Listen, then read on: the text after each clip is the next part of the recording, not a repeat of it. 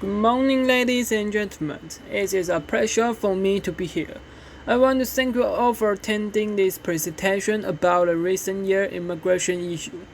After the end of World War I in 1980, our country, the US, suffered from lots of problems of economic, breakthrough, and political parties.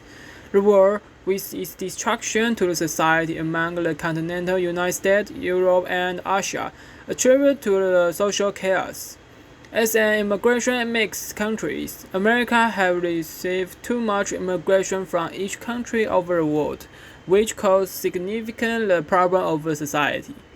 The problems following the Great War are economic downturn and low employment rates and so on.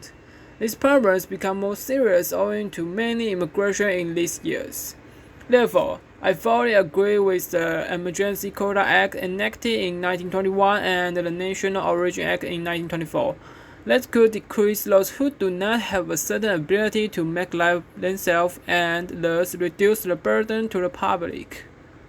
My ancestors were from England and they settled in America in the 17th century. By generation and generation hardworking and learning that I can stand here to confidently take a big speech to yours. I cannot identify with those who want to immigrate to America without any ability that can help us be more powerful. They only want to make money by unmeaningful labor work and send money and resources back to their country and family. Hence, by my own factors, I also consent to the immigration law and its every regulations. The immigration law of 1921 regulates the number of new immigrants from any country each year cannot exceed 3% of the number of residents of that country living in the United States, according to the 1910 census. And the National Origin Act in 1924 first step, based on the 1819 census, stipulates that each year immigrants from any country can only account for 2% of the number of people living in the United States in 1819. The latter immigration law is more serious than the former to restrict immigration over the world. Take it for granted, I more prefer the latter, and so do you, I guess. Undoubtedly, the two laws have a considerable effect on decreasing the number of immigration from other countries. From the statistics, people who are foreign-born in population in America from 14.7% in 1910 decreased to 13.2% in 1920 and roughly 11.6% to now. The Emergency Quota Act impacts every immigration around the earth equally from 1921 to 1922, which the law enacted.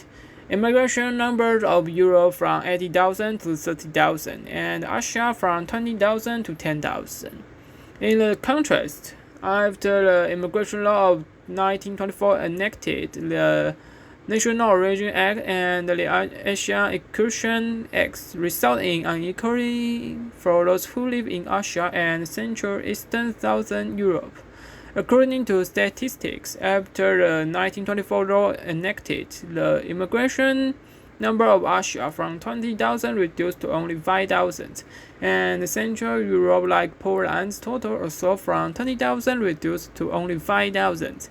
Eastern Europe like USSR from 20,000 reduced to 3,000, and Southern Europe like Italy from 50,000 to merely 6,000. Under this situation, we can see who is defined as certain people without sufficient ability to benefit America by the American government, and they are denied to end in America because they cannot do any meaningful things. The Emergency Quota Act writes, those who have professionals like actors, artists, lecturers, singers, nurses, ministers of any religious denomination, professors for college or seminaries, cannot be counted in the concrete restriction population number. In other words, America welcomes people who have a special ability, and so do I. To sum up, as I said in the beginning, I agree with those people who can help our great country to become more prosperous, more excellent, more competitive than other countries. Yet, I do not want any ability person to live in our land to put down our national quality and economic circumstance and generally each kind of social problem.